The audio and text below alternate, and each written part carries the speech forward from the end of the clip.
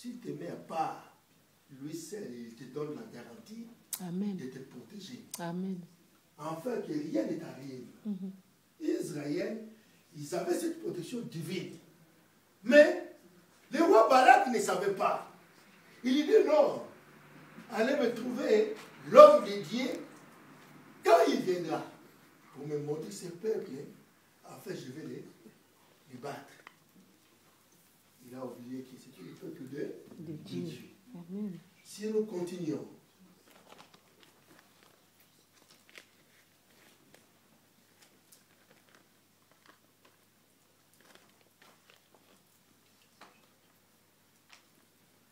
nous sommes au verset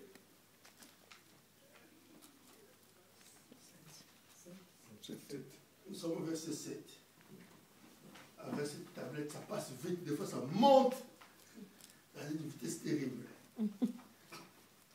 Les anciens de Moab et les anciens de Madian partirent ayant avec eux des présents pour le divin, pour le devin. Ils arrivèrent auprès de Balaam et lui rapportèrent les paroles de Balak. Balaam leur dit, passe ici la nuit et je vous donnerai la réponse. Je vous donnerai la réponse d'après ce que l'Éternel me dira. Et le chef de Moab resta avec Balaam.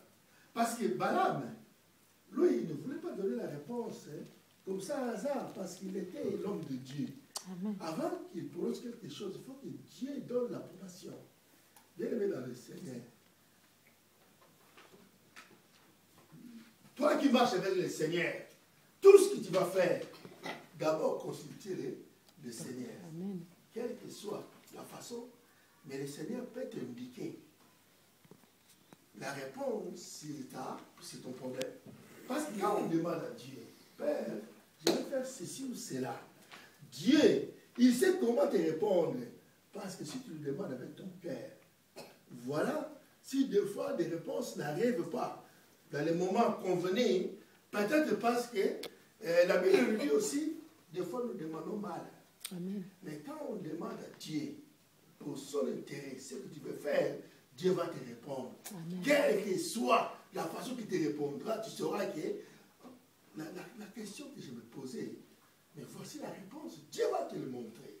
Amen. Mais Balak, il envoie des gens vers l'homme de Dieu. Mais l'homme de Dieu, par la sagesse, dit non, dormez ici. Comme ça, moi, je vais consulter mon Dieu demain matin. Je vous dirai ce que Dieu me dira de faire. C'est ce qui s'est passé ces jours-là. Mais le lendemain, Balaam va dire, Dieu va visiter Balaam, et il lui dira, laisse ces gens partir, ne va pas avec eux. Laissez-les partir. Ils vont partir. Mais si nous regardons cette histoire, nous allons voir que Balaam ne faisait rien sans consulter Dieu. La Bible nous dit, au verset 9, Dieu vint à Balaam et dit, qui sont ces hommes que tu as chez toi? Balaam répondit à Dieu, Balak, fils de Tippor, roi de Moab, les a envoyés pour me dire, voici un peuple sorti de l'Égypte et il couvre la surface de la terre.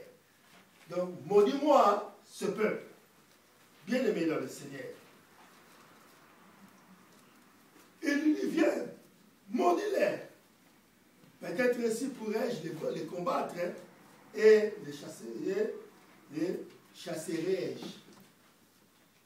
Dieu dit à Balaam, tu n'iras point avec eux, tu ne maudiras point ce peuple car il est béni.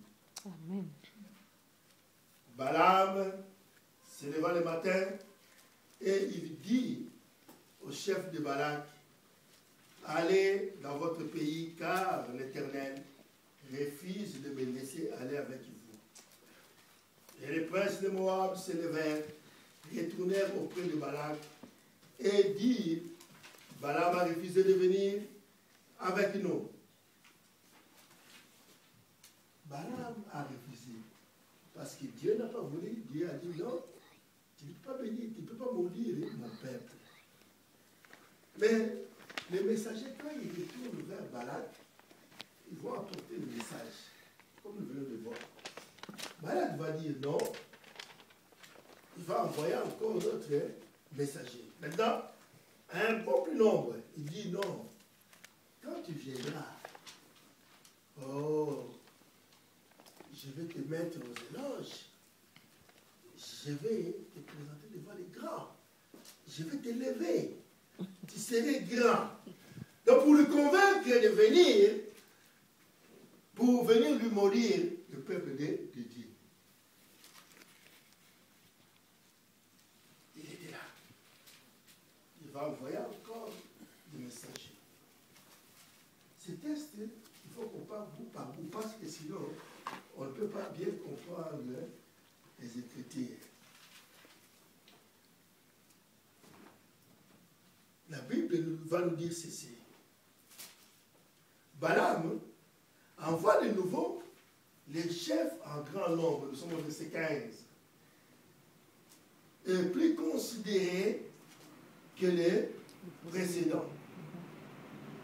Ils arrivèrent auprès de Balaam et lui dirent, ainsi parle Balak, fils de Zippor, que l'on ne t'empêche donc pas de venir avec moi, car je t'ai rendu beaucoup d'honneur et je te ferai tout ce que tu me diras. Viens, je te prie, maudis-moi ce peuple.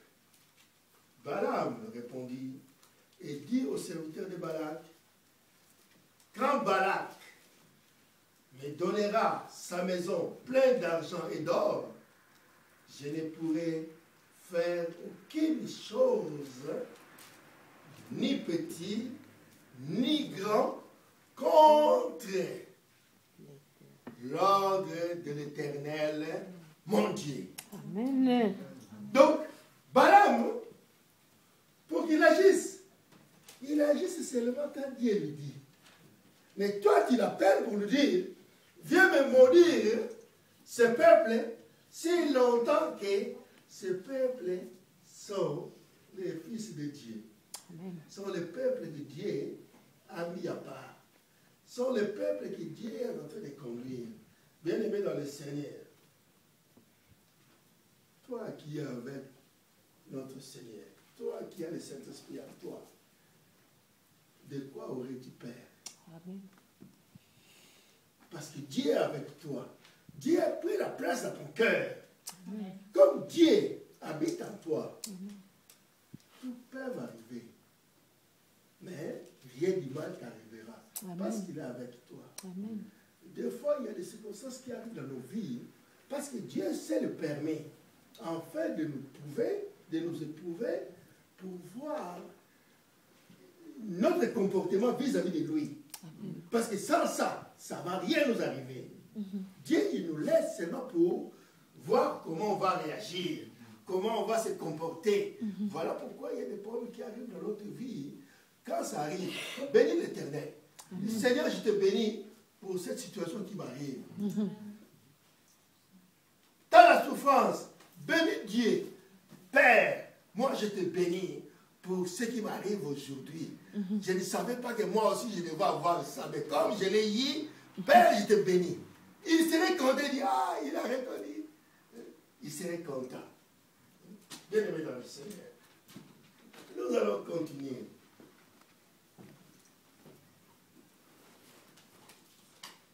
Balaam va dire, maintenant, au verset 19, Balaam va dire, maintenant je vous prie, reste ici cette nuit, et je saurai ce que l'Éternel me dira encore. Dieu vint à Balaam pendant la nuit et lui dit, puisque ces hommes sont venus pour t'appeler, lève-toi, va avec eux, mais tu feras ce que je te dirai. Ça, c'est Dieu qui dit à Balaam. Donc, comme ils sont en train de t'embêter,